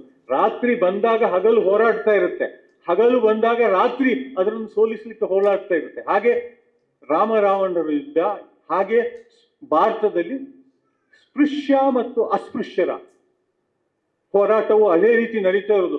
ಒಮ್ಮೆ ಒಬ್ರು ಮೇಲ್ಗೈ ಆದಾಗ ಕಾಣ್ತಾ, ಇನ್ನೊಬ್ರು ಮೇಲ್ಗೈ ಆದಾಗ ಆ ಹೋರಾಟ ನಡೀತಾ ಇದೆ. ಅದು ಮುಗಿದಂತ ಹೋರಾಟ ಅಲ್ಲ. ಆದರೆ ಈ ನಿನ್ನ ಕಣ್ಣಿಗೆ ಕಾಣುವುದನ್ನು ಮಾತ್ರ ದಯವಿಟ್ಟು ನೋಡಬೇಡ. ಕಣ್ಣಿಗೆ ಕಾಣದೆ ಅಂತರ್ವಾಹಿನಿಯಾಗಿ ಹರಿತಾ ಇರುವಂತಹ ಹೋರಾಟವನ್ನು ನೀನು ಗ್ರಹಿಸು. ಯಾವುದು ಅಂದ್ರೆ, ಹಗಲಿದ್ದಾಗ ಕತ್ತಲೆ ಹೋರಾಡ್ತಾ ಇರುತ್ತೆ, ಹಗಲನ್ನು ತೋರಿಸಿ ತಾನ ಮೇಲೆ ಮೈಗ ಆಗ್ಬೇಕು ಅಂತ. ಕತ್ತಲಿದ್ದಾಗ ಹಗಲು ಹೋರಾಡ್ತಾ ಇರುತ್ತೆ, ಕತ್ತಲು ಕಾಣ್ತಾ ಇರುತ್ತೆ, ಆದ್ರೆ ಹಗಲು ಅವಾಗ ಕಾಣಲ್ಲ, ಅದ್ರದ್ದು ಹೋರಾಟಕ್ಕೆ ಪ್ರಯತ್ನ ಪಡ್ತಾ ಇರುತ್ತೆ. ಆದ್ರೆ ನಿನಗೆ ಆ ಹಗಲು ಕತ್ತಲೆಗಳಲ್ಲಿ ಯಾರ ಜೊತೆ ಇರಬೇಕು ಅಂತ ತಿಳಿದಿರ್ಬೇಕು ಅಂತ. ಒಂದು, ಹಗಲು ಮತ್ತು ಕತ್ತಲು ಯಾರು ಅಂತ ನಿನಗೆ ತಿಳಿದು ಇರಬೇಕು. ಎರಡನೇದು, ನೀನು ಯಾರ ಜೊತೆ ಇರಬೇಕು ಅಂತ ತಿಳಿದಿರ್ಬೇಕು. ಈ ಕಾರಣದಿಂದ ಈ ಮಾತುಗಳು ನನಗೆ ಮುಖ್ಯವಾಗ್ತವೆ. ಈ ನಿತ್ಯ ನಡೆಯುವ ಈ ಹೋರಾಟ ಇದೆ ಅಲ್ಲ, ಅದು ಅಂತ ಒಂದು ಕಾಲವನ್ನು ಮಾಡುತ್ತೆ. ಈ ಪುಸ್ತಕದಲ್ಲಿ ಇನ್ನೊಂದು ಅಂಶ, ಗಾಂಧಿ ಬಗ್ಗೆ ಅಂಬೇಡ್ಕರ್ ಮುಖಾಮುಖಿಯಾದಂಥ ಚರ್ಚೆ ಇದೆ. ಆಮೇಲೆ ಬಹಳ ಮಟ್ಟಿಗೆ ಒಂದು ಬಹುತ್ವದ ಅಂಶವನ್ನು ಮಾಡುವಾಗ ಅವರ ಭಾಷೆಯಲ್ಲಿ ದೇವನೂರು, ಸಿದ್ದಲಿಂಗಯ್ಯ, ಚೆನ್ನಣ್ಣ ವಾಲಿಕಾರ, ಮಲ್ಲೇಪುರಂ ಇಂಥವರ ವಿಚಾರಗಳು ಕೂಡ ಅವರನ್ನು ಓದಿದವರಿಗೆ ಗೊತ್ತಾಗುತ್ತೆ. ಒಂದು ಸಂದರ್ಶನದಲ್ಲಿ ಇತ್ತೀಚೆಗೆ ನನ್ನ ನೆನಪಲ್ಲಿ, ಅದು ಬಹುಶಃ ಮಯೂರದಲ್ಲಿ ಬಂದದಿರ್ಬೇಕು ಆ ಸಂದರ್ಶನ. ಆ ಸಂದರ್ಶನದಲ್ಲಿ ನೀವು ಒಂದು ಮಾತನ್ನು ಹೇಳಿದಿರಿ, ಏನು ನಿಮ್ಮ ಮೇಲೆ ಬಹಳ ಪ್ರಭಾವ ಬೀರಿದವರು ಕಕ್ಕಯ್ಯ ಪೋಳ ಅವರು ಬರೆದ ಮೂಕನಾಯಕ ಅಂತ ಹೇಳುವ ಒಂದು ಕೃತಿ ಅಂತ. ಅಂದ್ರೆ ಸಂವಿಧಾನ ಅಂತ ಹೇಳೋದನ್ನ ಆ ಸಂದರ್ಶನದಲ್ಲಿ ಪೋತೆಯವರು ಹೇಳಿದ್ದು, ಅದನ್ನ ನಾನು ದೇಶದ ಆತ್ಮಸಾಕ್ಷಿಯ ಆತ್ಮಕಥನ ಅಂತ ನಾನು ನೋಡುತ್ತೇನೆ. ಇದು ಪೋತೆಯವರ ಮಾತು. ಸಂವಿಧಾನವನ್ನ ದೇಶದ ಆತ್ಮಸಾಕ್ಷಿಯ ಆತ್ಮಕಥನ ಅಂತ ನೋಡ್ತೇವೆ. ಆ ಆತ್ಮಕಥನದ ಕಥನವನ್ನ ನಾನು ಅಂಬೇಡ್ಕರ್ ಮೂಲಕ ಮಾಡಬಲ್ಲೆ ಅಂತ ಹೇಳುವ ವಿಶ್ವಾಸದಿಂದ ಈ ಬರಹವನ್ನ ಅವರು ಮಾಡಿದ್ದಾರೆ. ಇದನ್ನ ನಾವು ತಿಳ್ಕೊಳ್ಬೇಕು. ಎರಡನೇದು ಇನ್ನೊಂದು ಅಂಶ ಏನಂದ್ರೆ, ಈಗ ಅಂಬೇಡ್ಕರ್ 56ನೇ ಇಸ್ವಿಯಲ್ಲಿ ತೀರು ಹೋಗಿದ್ದಾರೆ. ಅವರು ಬದುಕಿದ 6 ದಶಕಗಳಲ್ಲಿ ಅವರು ಮಾಡಿದಂತ ಕೆಲಸ, ಬರೆದಂತ ಕೃತಿ ಅಗಾಧವಾದ. ನಾನು ಅಂಬೇಡ್ಕರ್ ಅವರ ಲೈಬ್ರರಿಯನ್ನು ನೋಡಿಲ್ಲ ನಾನು. ಆದ್ರೆ ಒಮ್ಮೆ ನಾನು ಪ್ರೊಫೆಸರ್ ಕವಿ, ದಲಿತ ಕವಿ ಇದ್ದಾರಲ್ಲ ಸಿದ್ಲಿಂಗಯ್ಯ, ಅವರ ಮನೆಯಲ್ಲಿ ಅವರ ಅಗಾಧವಾದಂತಹ ಲೈಬ್ರರಿಯನ್ನು ನೋಡಿ, ಅವರು ಅದಕ್ಕೆ ಮಾಳಿಗೆಯಲ್ಲಿ ಒಂದು ದೊಡ್ಡ ಇದನ್ನೇ ಕಟ್ಟಿಸಿಕೊಂಡಿದ್ದಾರೆ. ನೀವು ನೋಡಿದವರಿಗೆ ಯಾರು ಸಿದ್ಲಿಂಗಯ್ಯನವರು, ಅವರ ಪುಸ್ತಕಗಳ ಪರ್ಚೇಸ್ಗಳ ಕ್ರಮವೂ ಹಾಗಿತ್ತು. ಅವರು ಸಾಹಿತ್ಯ ಅಕಾಡೆಮಿಯ ಮೆಂಬರ್ ಆಗಿದ್ದಾಗ ಅವರು ಪರ್ಚೇಸ್ ಮಾಡ್ತಾ ಇದ್ದ ಒಮ್ಮೊಮ್ಮೆಗಿನ ಬಿಲ್ಲು ಬುಕ್ ಸ್ಟಾಲ್ ಅಲ್ಲಿ 3,000, 4,000, 5,000 ರೂಪಾಯಿ ಬಿಲ್ಗಳನ್ನು. ಇವರಿಗೆ ವಿಕ್ರಮ್ ವಿಸಾಜಿ ಅವರಿಗೆ ಗೊತ್ತು. ನಾನು ಅವರು ಒಮ್ಮೆ ಬಹರಿನ್ನಲ್ಲಿ ಒಂದು ಸಾಹಿತ್ಯ ಕಾರ್ಯಕ್ರಮಕ್ಕೆ ನಾನು, ವಿಕ್ರಮ್ ವಿಸಾಜಿ ಮತ್ತೆ ಸಿದ್ಲಿಂಗಯ್ಯ ಒಟ್ಟಿಗೆ ಹೋದವು. ಅಲ್ಲಿ ಅವರು ಸುಮಾರು ಒಂದು 20,000 ರೂಪಾಯಿ ಪುಸ್ತಕವನ್ನು ಪರ್ಚೇಸ್ ಮಾಡಿ. ನಾನು ಅವರ ಲೈಬ್ರರಿಯನ್ನು ನೋಡಿ ಹೇಳಿದೆ, ಸರ್ ಬಹಳ ದೊಡ್ಡ ಲೈಬ್ರರಿ ಇದು ನಿಮ್ಮದು ಅಂತ ನಾನು ಹೇಳಿದೆ. ಅವ್ರು ಕೇಳಿದ್ರು ನನ್ನ ಹತ್ರ, ನೀವು ಬಾಬಾ ಸಾಹೇಬ್ ಅವರ ಲೈಬ್ರರಿ ನೋಡಿದ್ದೀರಾ ಅಂತ. ಈಗ ಅವರೊಂದು ಕಾಲೇಜಿಗೆ ಅದನ್ನು ಡೊನೇಟ್ ಮಾಡಿದ್ದಾರೆ, ಸಿದ್ಧಾರ್ಥ ಕಾಲೇಜಿಗೆ. ನಾನು ಇಲ್ಲ ಅಂತ ಹೇಳಿದೆ. ನೀವು ಅದನ್ನು ನೋಡಿದ್ರೆ ಇದರನ್ನ ಎಂದೂ ದೊಡ್ಡ ಲೈಬ್ರರಿ ಅಂತ ಹೇಳೋದಿಲ್ಲ, ಇದೊಂದು ಪುಟ್ಟ ಲೈಬ್ರರಿಯಾಗಿ ನಿಮಗೆ ಕಾಣುತ್ತೆ ಅಂತ ಅವ್ರು ಹೇಳಿದ್ರು. ಅಂತಹ ದೊಡ್ಡ ಲೈಬ್ರರಿ, ಅಷ್ಟೂ ಪುಸ್ತಕಗಳ ಬಗ್ಗೆ ಅವರಿಗೆ ಅಪರಿಮಿತವಾದಂಥ ವಿವರ ಇತ್ತಂತೆ. ಹೆರಾಲ್ಡ್ ಲಾಸ್ಕಿ ಅಂತ ಹೇಳುವ ಪ್ರೊಫೆಸರು, ನಾವು ಪೊಲಿಟಿಕಲ್ ಸೈನ್ಸ್ ಓದಿದವರಿಗೆಲ್ಲ ಗೊತ್ತಿದೆ. ವಾಟ್ ಈಸ್ ಪೊಲಿಟಿಕಲ್ ಸೈನ್ಸ್ ಅಂತ ಹೇಳೋದಕ್ಕೆ ನಾವೆಲ್ಲ ಓದುವ ಡೆಫಿನಿಷನ್, ಹೆರಾಲ್ಡ್ ಲಾಸ್ಕಿ ಸೇಸ್ ಅಂತ ಪ್ರತಿಯೊಬ್ಬನು ಆರ್ಟ್ ಸ್ಟೂಡೆಂಟ್ ಬರ್ತಾನೆ, ಪೊಲಿಟಿಕಲ್ ಸೈನ್ಸ್ ಓದ್ದವನು. ಹೆರಾಲ್ಡ್ ಲಾಸ್ಕಿ ಪಂಡಿತ್ ನೆಹರು ಅವರ ಪ್ರೊಫೆಸರ್ ಆಗಿದ್ರು. ಹೆರಾಲ್ಡ್ ಲಾಸ್ಕಿನ ಸಂವಿಧಾನ ಬರಹದ ಆ ಕಮಿಟಿಯ ಅಧ್ಯಕ್ಷ ಮಾಡಬೇಕು ಅಂತ ನೆಹರು ಯೋಚನೆ ಮಾಡ್ತಾ ಇದ್ದಾಗ ಗಾಂಧೀಜಿ ಹೇಳಿದಂತೆ, ಲಾಸ್ಕಿ ಯಾಕೆ, ಅಂಬೇಡ್ಕರ್ ಇದ್ದಾರಲ್ಲ ಇಲ್ಲಿ ಅಂತ. ಹಾಗೆ ಅಂದ್ರೆ ಅವರ ಸ್ಕಾಲರ್ಶಿಪ್ ಮತ್ತು ನೆಲೆ ಆ ರೀತಿಯಲ್ಲಿ ಇದ್ದಂತಹ ಒಂದು ಅಂಶ. ಈಗ ಏನಾಗಿದೆ ಅಂದ್ರೆ, ಒಬ್ಬ ವ್ಯಕ್ತಿ ಮನುಷ್ಯನ ಅಲ್ಲದೆ ಅವನು ತೀರ್ಕೊಂಡ ಮೇಲೆ ಸಾವಿರಾರು ಲಕ್ಷಾಂತರ ಜನರ ಮನಸ್ಸನ್ನ ಪ್ರವೇಶಿಸಿದಾಗ ಆತನಿಗೊಂದು ಲೆಜೆಂಡರಿ ಸ್ವರೂಪ ಬರುತ್ತೆ. ಅಂದ್ರೆ ಒಂದು ಪೌರಾಣಿಕ ವ್ಯಕ್ತಿತ್ವದ ಹಾಗಿರುವಂತ ಒಂದು ವ್ಯಕ್ತಿತ್ವವನ್ನು ಅವರು ಪಡ್ಕೊಳ್ತಾರೆ. ಇವರು ಕೂಡ ಹಾಗೆ, ಯಾರು ನಮ್ಮ ಅಂಬೇಡ್ಕರ್ ಸಾಹೇಬರು ಕೂಡ, ಅವರು ಒಂದು ರೀತಿ ಮನುಷ್ಯನ ಮನಸ್ಸಿನಲ್ಲಿ ಸೇರಿ ಲಕ್ಷಾಂತರ ಕೋಟ್ಯಾಂತರ ಮನಸ್ಸಿನಲ್ಲಿ ಸೇರಿ ಅವರಿಗೂ ಈ ತರದ ಒಂದು ಲೆಜೆಂಡರಿ ಅಂತ ಹೇಳುವಂತ, ಒಂದು ಪೌರಾಣಿಕ ಅಂತ ಹೇಳುವಂತ ಒಂದು ವ್ಯಕ್ತಿತ್ವ ಬರುತ್ತೆ. ನಾವು ಒಂದು ಪೌರಾಣಿಕ ವ್ಯಕ್ತಿತ್ವ ಹೇಗೆ ಬೆಳೀತದೆ ಅಂತ ಚಾರಿತ್ರಿಕವಾಗಿ ನೋಡ್ಬೇಕಾದ್ರೆ, ಅಲ್ಲಮ ಪ್ರಭುಗಳ ಬಗ್ಗೆ ಹರಿಹರ ಬರೆದ ವಚನವನ್ನ ಮತ್ತೆ ಚಾಮರಸ ಬರೆದಂತ ಕೃತಿಯನ್ನು ನೋಡಿದ್ರೆ ಅವರನ್ನು ನೋಡುವ ಕ್ರಮಗಳು ಒಂದು 100 ವರ್ಷದಲ್ಲಿ ಹೇಗೆ ಬದಲಾಗಿದೆ ಅಂತ ಹೇಳೋದು ಗೊತ್ತಾಗುತ್ತೆ. ಅದನ್ನ ನಾನು ವಿವರಿಸಕ್ಕೆ ಹೋಗೋದಿಲ್ಲ. ಇಲ್ಲಿ ನನಗೆ ಬರುವಂತದ್ದು ಅಂದ್ರೆ, ಜೀವಂತ ವ್ಯಕ್ತಿಯಾಗಿದ್ದಂತಹ ಅಂಬೇಡ್ಕರ್ ಜನರ ಮನಸ್ಸಿನಲ್ಲಿ ಹೇಗೆ ಒಂದು ತಮ್ಮ ರಕ್ಷಕ, ತಮ್ಮ ದೈವ ಸ್ವರೂಪಿಯಾದ ವ್ಯಕ್ತಿಯಾಗಿ ಬೆಳೆದ್ರು ಅಂತ ಹೇಳುವುದನ್ನ ಇಲ್ಲಿ ಅನೇಕ ರತ್ತು, ಚಂದ್ರಶೇಖರ್ ಮೊದಲಾದಂತ ಅನೇಕ ಪಾತ್ರಗಳನ್ನ ನೋಡ್ಬೋದು. ಆದ್ರಿಂದ ಒಮ್ಮೊಮ್ಮೆ ಈ ಕಾದಂಬರಿಯನ್ನು ನೋಡಿದಾಗ ಏನ್ ಅನ್ಸ್ಬೋದು ಗೊತ್ತಾ ನಿಮ್ಗೆ? ಅಲ್ಲಿಂದ ಇಲ್ಲಿಂದ ವಿವರಗಳನ್ನು ತೆಗೆದು ಅದನ್ನ ಒಂದು ಒಂದು ಕಲ್ಪಿತ ಸತ್ಯದ ಒಂದು ಫ್ರೇಮ್ ನಲ್ಲಿ ಫಿಕ್ಸ್ ಮಾಡ್ತಾ ಹೋಗಿದಾರಲ್ಲ ಅಂತ ಅನ್ಸ್ಬೋದು. ಹಾಗಲ್ಲ ಅದು. ಈ ಲೆಜೆಂಡರಿ ಸ್ವರೂಪವನ್ನ ನಾವು ಪಡ್ಕೊಂಡಾಗ ಅದರನ್ನು ಹೇಗೆ ಮೊದಲ ಕಾದಂಬರಿ ದಾಖಲಿಸಬೇಕು, ಕನ್ನಡಕ್ಕೆ ಇದು ಮೊದಲ ಕಾದಂಬರಿ ಅಲ್ವಾ ಅವರ ಬಗ್ಗೆ ಬಂದಿರೋದು, ಅದು ಹೇಗೆ ದಾಖಲಿಸಬೇಕು ಅಂತ ಹೇಳುವಾಗ ಈ ಒಂದು ತಂತ್ರವನ್ನ ಮಾಡಿದ್ದಾರೆ. ಅದು ಅವರ ಹಿನ್ನೆಲೆ ಇದರಲ್ಲಿ ಹೇಳಿದ್ದಾರೆ, ಬೌದ್ಧ ಧರ್ಮದ ಬಗ್ಗೆ ಹೇಳಿದ್ದಾರೆ. ಅಂದ್ರೆ ಅವರು ಒಂದು ಧರ್ಮವನ್ನ ಡಿಫೈನ್ ಮಾಡೋದು ಪುಟ 430ರಲ್ಲಿ ಇದೆ, ನಾನು ಬಿಡಿಸಿ ಓದೋದಿಲ್ಲ, ಒಂದೇ ವಾಕ್ಯ ಓದ್ತೇನೆ ನಾನು. ಒಬ್ಬ ಮನುಷ್ಯ ಇನ್ನೊಬ್ಬ ಮನುಷ್ಯನೊಂದಿಗೆ ಹೇಗೆ ನಡೆದುಕೊಳ್ಳಬೇಕೆಂಬುದನ್ನು ತಿಳಿಸುವುದೇ ಧರ್ಮ. ಅವ ಆ ಧರ್ಮದವ ಆದ್ರಿಂದ ಅವ ಮೋಸಗಾರ, ಅವ ಈ ಜಾತಿಯಲ್ಲಿ ಹುಟ್ಟಿದ್ರಿಂದ ಅವನನ್ನು ಮುಟ್ಟಬೇಡ, ಅವ ಇಂಥ ಜಾತಿಯಲ್ಲಿ ಹುಟ್ಟಿದ್ರಿಂದ ಅವನ ನೆರಳು ಕೂಡ ನನ್ನ ಮೇಲೆ ಬೀಳುಕೂಡುದು, ಆದ್ರಿಂದ ಅವನು ಮಧ್ಯಾಹ್ನದ ನಂತರ ರಸ್ತೆಯಲ್ಲಿ ನಡೆಯುವಂಗಿಲ್ಲ, ಯಾಕಂದ್ರೆ ನೆರಳು ಉದ್ದಾಗುತ್ತೆ ಇರುತ್ತೆ, ಅಕಸ್ಮಾತ್ ಮುಟ್ಟಿಬಿಟ್ರೆ ಮೈಲಿಗೆ ಆದ್ರೆ. ಈ ರೀತಿಯ ಮಾತುಗಳನ್ನ ನಿಜವಾದ ಧರ್ಮ ಹೇಳಲಿಕ್ಕೆ ಸಾಧ್ಯ ಇಲ್ಲ ಅಂತ ಹೇಳುವುದೇ ಅವರ ಒಂದು ತತ್ವದ ಅಂಶ ಆಗಿತ್ತು. ಆದ್ರಿಂದ ಒಂದು ಸುಮಾರು 530ನೇ ಪುಟದಿಂದ ನಂತರ ಒಂದು 70-80 ಪುಟಗಳು ಇದರಲ್ಲಿ ಬೌದ್ಧ ದೀಕ್ಷೆಯನ್ನು ಕೊಟ್ಟಂತಹ ಒಂದು ಕ್ರಮದ ಅತ್ಯಂತ ವಿವರವಾದ ವಿವರಣೆ ಇದೆ. ನಾನು ಸಮಯದ ದೃಷ್ಟಿಯಿಂದ ಅದನ್ನು ಓದಕ್ಕೆ ಹೋಗೋದಿಲ್ಲ, ದಯವಿಟ್ಟು ನೀವು ಅದನ್ನು ಓದಬೇಕು. ಅಲ್ಲಿಯೂ ಒಂದು ಬಹಳ ಮುಖ್ಯವಾದಂತ ಘಟನೆ ನೋಡಿ, ಅವರು ಮುಕ್ತರು ಮತ್ತು ಪ್ರಾಮಾಣಿಕರು. ಅದಕ್ಕೊಂದು ಘಟನೆ ಇದೆ. ಏನಂದ್ರೆ ಅವರು ತುಂಬಾ ವಿವರ ಇದೆ. ಆ ವಿವರಗಳನ್ನ ಇವತ್ತಿನ ಒಂದು ರಾಜಕೀಯ ಶಕ್ತಿಯಲ್ಲಿ ಮತ್ತ ಇವತ್ತಿನ ಒಬ್ಬ ರಾಜಕೀಯ ಮನುಷ್ಯ ಭಾಷಣ ಮಾಡ್ತಿದ್ರೆ ಅಂತ ವಿವರ ನೋಡ್ಲಿಕ್ಕೆ ಸಾಧ್ಯ ಇಲ್ಲ. ಒಂದು ಮೂರ್ತಿ ತರಬೇಕು ಅಂತ ಅವ್ರಿಗೆ ಗೊತ್ತಾಗೋದಿಲ್ಲ ಪಾಪ. ಅಲ್ಲಿ ಒಂದು ಅವರು ಬೇರೆ ಧರ್ಮಕ್ಕೆ ಕಾರ್ಯಕ್ರಮದಲ್ಲಿ ಒಂದು ಬುದ್ಧನ ಮೂರ್ತಿ ಬೇಕು ಅಂತ ಅವ್ರಿಗೆ ಗೊತ್ತಿಲ್ಲ. ಸಂಘಟಕರು, ಅವ್ರ ಹತ್ರ ದುಡ್ಡು ಇರೋದಿಲ್ಲ, ಬಂದವರ ಕಡೆಯಿಂದೆಲ್ಲ 1 ರೂಪಾಯಿ ಸಂಗ್ರಹಿಸಿ ಅಂತ ಹೇಳ್ತಾರೆ ಸಂಗ್ರಹ ಮಾಡ್ಲಿಕ್ಕೆ. ಆವಾಗ ಇನ್ನೊಬ್ರು ವಿರೋಧಿಸ್ತಾರೆ, ಅಲ್ಲ ಅವ್ರು ಎಷ್ಟೋ ದೂರದಿಂದ ನಡ್ಕೊಂಡು ರೈಲ್ನಲ್ಲಿ ಬಂದಿದ್ದಾರೆ ಇಲ್ಲಿ ಬೌದ್ಧ ಮತವನ್ನು ಸೇರ್ಲಿಕ್ಕೆ, ಅವ್ರ ಹತ್ರ 1 ರೂಪಾಯಿ ಆದ್ರೂ ಇರುತ್ತಾ ಇಲ್ವಾ ಅಂತ ಏನು ಗೊತ್ತು, ಅದನ್ನು ಕೇಳೋದು ಸರಿಯಲ್ಲ ಅಂತ ಅವೆಲ್ಲ ಚರ್ಚೆ ನಡೆಯುತ್ತೆ, ಓಪನ್ ಡಿಸ್ಕಷನ್. ಕೊನೆಗೆ ಆಗೋದು ಏನು ಅಂತ ಹೇಳಿದ್ರೆ, ಅಲ್ಲಿ ದೀಕ್ಷೆಯನ್ನು ತಗೊಳ್ಳಿಕ್ಕೆ ಒಂದು ಬುದ್ಧನ ಮೂರ್ತಿ ಇರ್ಬೇಕಲ್ಲಿ, ಆ ಮೂರ್ತಿಯೇ ಇಲ್ಲ. ಕೊನೆಗೆ ಹೇಳ್ತಾರೆ ಇಲ್ಲಿ ನಾಗಪುರದಲ್ಲಿ ಇಂಥ ಮ್ಯೂಸಿಯಂನಲ್ಲಿ ಅದು ಇದೆ ಅಂತ. ಇವರು ಅಲ್ಲಿ ಚೀಫ್ ಮಿನಿಸ್ಟರ್ಗೆ ಫೋನ್ ಮಾಡಿ, ಆವಾಗ ಅದು ಮಧ್ಯಪ್ರದೇಶದಲ್ಲಿತ್ತು, ಚೀಫ್ ಮಿನಿಸ್ಟರ್ಗೆ ಫೋನ್ ಮಾಡಿ ಒಂದು ಮೂರ್ತಿಯನ್ನು ತರಿಸ್ಕೊಳ್ಬೇಕಾಯ್ತು. ಏನು ನನ್ನ ವಿಮಾನದ ದುಡ್ಡು ಕೊಡು, ನನ್ನ 580 ಭಾಷಣಗಳ ವ್ಯವಸ್ಥೆ ಮಾಡು, ನಾನು ಎಲ್ಲೋ ಇಲ್ಲಿ ನ್ಯೂಯಾರ್ಕ್ನಲ್ಲಿ ಇಂಥ ಟೈಮ್ ಸ್ಕ್ವೇರ್ ನಲ್ಲಿ ಒಂದು ಭಾಷಣ ಮಾಡ್ತೇನೆ, ಅದಕ್ಕೆ ನೀನು ಬೇಕಾದ ಪ್ರಚಾರ ವ್ಯವಸ್ಥೆ ಮಾಡು ಅಂಥದ್ದನ್ನು ಕೇಳಿದ್ದಲ್ಲ.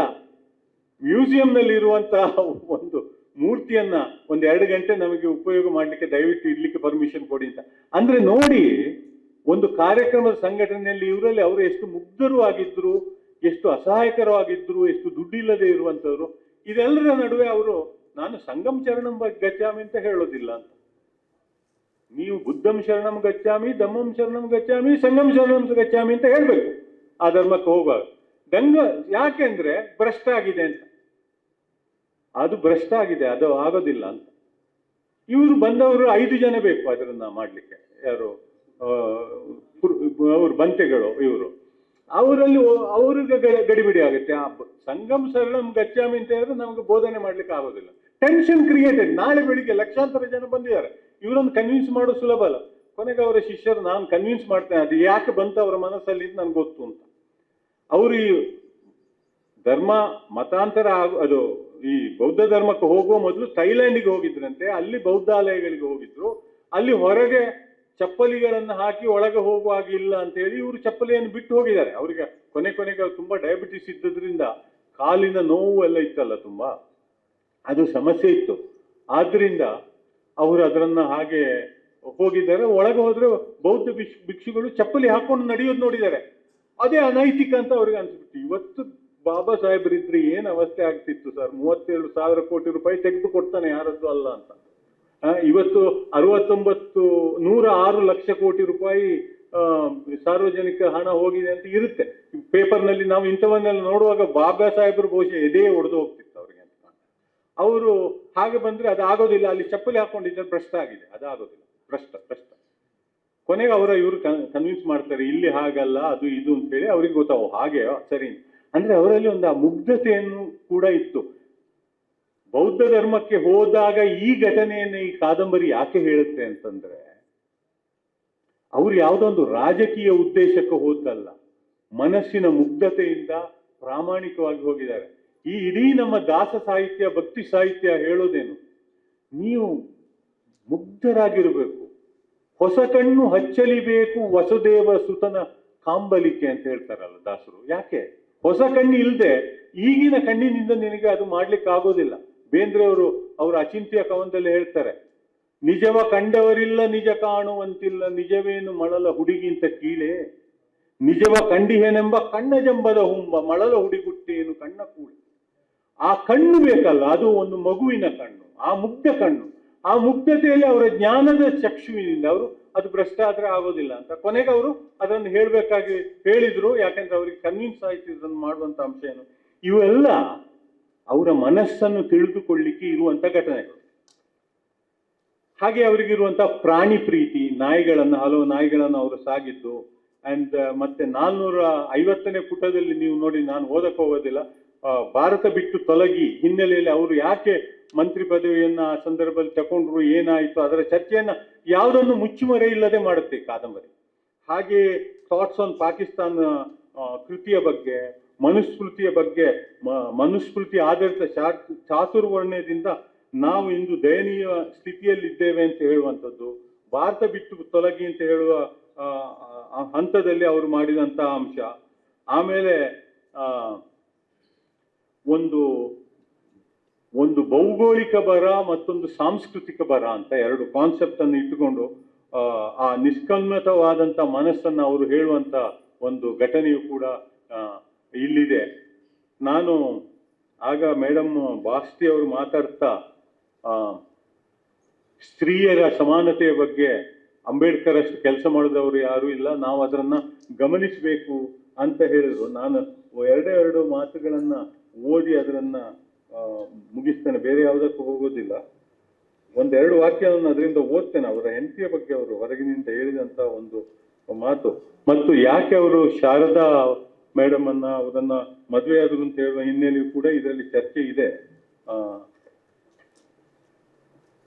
ಒಂದು ಫೈಲ್ ನಲ್ಲಿ ರತ್ತುಗದು ಸಿಗೋದು. ಇವರು ಅಂಬೇಡ್ಕರ್ ಸಾಹೇಬರು, ಬಾಬಾ ಸಾಹೇಬ್ ಬರೆದಂತ ಒಂದು ಲೇಖನ, ರಮಾ ನೀನು ನನ್ನ ಬಾಳಿನಲ್ಲಿ ಬರದೆ ಸಂಸಾರ ಸುಖವನ್ನೇ ಧ್ಯೇಯವಾಗಿರಿಸಿಕೊಂಡಿರುತ್ತಿದ್ದ ಹೆಣ್ಣು ಬಂದಿದ್ದರೆ ನನ್ನನ್ನು ಬಿಟ್ಟು ಎಂದೋ ಹೋಗಿರುತ್ತಿದ್ದಳು. ರಮಾ, ಅರ್ಧ ಹೊಟ್ಟಿಲೇ ಇರುವುದು, ಬೆರಣಿ ತಟ್ಟುವುದು, ಕುಳ್ಳು ಆಯ್ದು ಮಾರುವುದು ಯಾರಿಗಾದರೂ ಒಪ್ಪಿಗೆ ಆಗುತ್ತಿತ್ತೆ? ಅಡುಗೆಯ ಉರುವಲಿಗಾಗಿ ಅಡ್ಡಾಡುವುದು ಯಾರು ತಾನೇ ಇಷ್ಟಪಡುತ್ತಾರೆ? ರಮಾ, ನೀನು ಮುರಿದ ಮನೆಗೆ ಹೆಗಲಾಗಿ, ಹರಿದ ಬಟ್ಟೆಗೆ ತೇಪೆ ಹಚ್ಚಿ ಹೊಲಿದು ಒಂದೆರಡು ಬೆಂಕಿ ಪಟ್ಟಣದಲ್ಲಿ ತಿಂಗಳನ್ನು ಕಳೆಯುವುದು, ಒಂದಿಷ್ಟು ಬೇಳೆಕಾಳು, ಅಷ್ಟು ಉಪ್ಪು ಇತ್ಯಾದಿಗಳಿಂದ ನನ್ನ ಮನಸ್ಸು ಒಡೆದು ಹೋಗುತ್ತಿತ್ತು, ನನ್ನ ಕನಸೇ ನುಚ್ಚುನೂರಾಗುತ್ತಿತ್ತು, ಎಲ್ಲವೂ ಮನಸ್ತಾಪದಲ್ಲಿ ಕೊನೆಯಾಗುತ್ತಿತ್ತು, ನನ್ನ ಸ್ವರದಲ್ಲಿ ಎಂದೂ ಅಪಸ್ವರ ಅವಘಾಡ ಮೂಡುತ್ತಿತ್ತು. ರಮಾ, ನಾನಾಗ ಒಣಗಿದ ತರೆಗಲೆಯಾಗಿ ಗಾಳಿ ಬೀಸಿದ ಕಡೆ ಅದರ ಸುಳಿಯಲ್ಲಿ ಹೊರಳಾಡಬೇಕಾಗುತ್ತಿತ್ತು. ಅಂದ್ರೆ ಅವರ ಇಡೀ ಸಾಧನೆಗೆ ಅವರ ಪತ್ನಿಗೆ ಅವರು ಕೊಟ್ಟಿರುವಂತ ಒಂದು ಕ್ರೆಡಿಟ್ ಇದೆಯಲ್ಲ, ಅದು ಕೂಡ ಅಷ್ಟೇ ಮುಖ್ಯವಾದಂಥದ್ದು. ಇದು ಅಸಾಮಾನ್ಯವಾದಂತ ಒಂದು ಹೋರಾಟ. ಇಲ್ಲಿ ಹೇಗಿರುತ್ತೆ ಅಂತ ಹೇಳಿದ್ರೆ, ನಾನು ಒಂದು ಅಂಶವನ್ನು ಮಾತ್ರ ಹೇಳಿ ನನ್ನ ಮಾತನ್ನು ಮುಗಿಸ್ತೇನೆ ಇನ್ನೊಂದು 2-3 ನಿಮಿಷಗಳಲ್ಲಿ, ಹೆಚ್ಚಿಂದ್ರೆ 5 ನಿಮಿಷ. ಏನಂದ್ರೆ, ಭಾರತೀಯ ಸಂವಿಧಾನ ಸಮಿತಿಯ ಚರ್ಚೆಗಳಿದೆ ಅಲ್ಲ, ನಮ್ಮ ಡಿಬೇಟ್ಸ್ ಆನ್ ಇಂಡಿಯನ್ ಕಾನ್ಸ್ಟಿಟ್ಯೂಷನ್ ಪ್ರಾರಂಭ ಆಗಿರೋದು, ಅದರಲ್ಲಿ ಅಂಬೇಡ್ಕರ್ ಮಾಡಿರುವಂತಹ ಭಾಷಣಗಳು, ಹೇಳಿದಂಥ ವಿಚಾರಗಳು ಬಹಳ ಮುಖ್ಯವಾದವು. ಅದಕ್ಕೆ ತುಂಬ ಒತ್ತನ್ನು ಕೊಟ್ಟರೆ ಈ ಪುಸ್ತಕ ಒಂದು 5,000 ಪುಟ ಆಗಿರೋದು. ಅದೇ ಒಂದು 3,000 ಪುಟ ಕನಿಷ್ಠ ಬೇಕಾಗೋದು ಒಂದು ಕಾದಂಬರಿ ಬರಲಿಕ್ಕೆ. ಈಗಲೇ ಅನೇಕ ಮುಖ್ಯವಾದ ಕೆರೆಯಲ್ಲಿ ಹೋಗಿ ಅವರು ನೀರು ಕುಡಿದಿದ್ದು ಇತ್ಯಾದಿಗಳೆಲ್ಲ ಬಹಳ ಕಮ್ಮಿ ಪುಟಗಳಲ್ಲಿದ್ದೇವೆ. ಇದರಲ್ಲಿ ಅಷ್ಟಾಗಿಯೇ ಇದು ಇಷ್ಟಾಗಿದೆ. ಯಾಕಂದ್ರೆ ಅವರು ಮಾಡಿದ ಕೆಲಸಗಳು ಅಷ್ಟು ಅಸಾಧಾರಣವಾದ. ಆದ್ರೆ ಇಲ್ಲಿ ಸಂವಿಧಾನ ಏನು ಮಾಡಿದೆ ಅಂತ ಹೇಳುವ ಚರ್ಚೆ ಇದೆ, ಆದ್ರೆ ಹಿಂದಿನ ಅನೇಕ ವಿವರಗಳಿಲ್ಲ. ಅವರ ಕೊನೆಯ ಸಂವಿಧಾನ ಭಾಷಣದಲ್ಲಿ ಅವರು ಹೇಳಿದ ಮಾತನ್ನ ನಾನೊಂದು ನೆನಪು ಮಾಡಿಕೊಂಡು, ಇದು ಈ ಒಂದು ಭಾಷಣ ನನಗೆ ಭಾರತೀಯ ಡೆಮಾಕ್ರಸಿಗೆ, ಭಾರತೀಯ ಪ್ರಜಾಪ್ರಭುತ್ವ ವ್ಯವಸ್ಥೆಗೆ ಅತ್ಯಂತ ಮುಖ್ಯವಾದಂತ ಮಾತುಗಳು ಅಂತ ಅನ್ಸಿರೋದ್ರಿಂದ ನಾನು ಇದನ್ನ ಹೇಳ್ತಾ ಇರೋದು. ಅವರು ಏನು ಹೇಳ್ತಾರೆ ಅಂದ್ರೆ, ಆವಾಗ ಈ ಡಿಸ್ಕಷನ್ ಆದಾಗ ಹಿಟ್ಲರ್ ಜರ್ಮನಿಯಲ್ಲಿ ಅತ್ಯಂತ ಹೆಚ್ಚು ಓಟುಗಳನ್ನು 84% ಓಟ್ ಪಡೆದವ ಅಧಿಕಾರವನ್ನು ಪಡೆದಿದ್ದ. ಆಮೇಲೆ ಅವನು ಡಿಕ್ಟೇಟರ್ ಆದ ಹಿಟ್ಲರ್. ಆ ಭಯ ಅವರ ಮನಸ್ಸಿನಲ್ಲಿ ಸದಾ ಇತ್ತು. ಇತ್ತೀಚೆಗೆ ಸಿದ್ದರಾಮಯ್ಯನವರೊಮ್ಮೆ ಮಾತಾಡ್ತಾ ಅಂಬೇಡ್ಕರ್ ಅನ್ನ ಒಂದು ಸಾರ್ವಜನಿಕ ಸಭೆಯಲ್ಲಿ ಕೋಟ್ ಮಾಡಿದ್ರು. ಒಂದು ಮತ್ತೆ ಮುಖ್ಯಮಂತ್ರಿ ಅಂತ ಹೇಳುವ ಒಂದು ಕಾದಂಬರಿಯ ಬಿಡುಗಡೆಯ ಮತ್ತೆ ಮುಖ್ಯಮಂತ್ರಿ ಅಂತ ಹೇಳುವ ಕಾದಂಬರಿಯ ಬಿಡುಗಡೆಯ ಸಂದರ್ಭದಲ್ಲಿ ಅವರು ಹೇಳಿದ್ದು, political democracy as Ambedkar says will not sustain without social democracy ಅಂತ ಅಂಬೇಡ್ಕರ್ ಹೇಳಿದ ಮಾತು.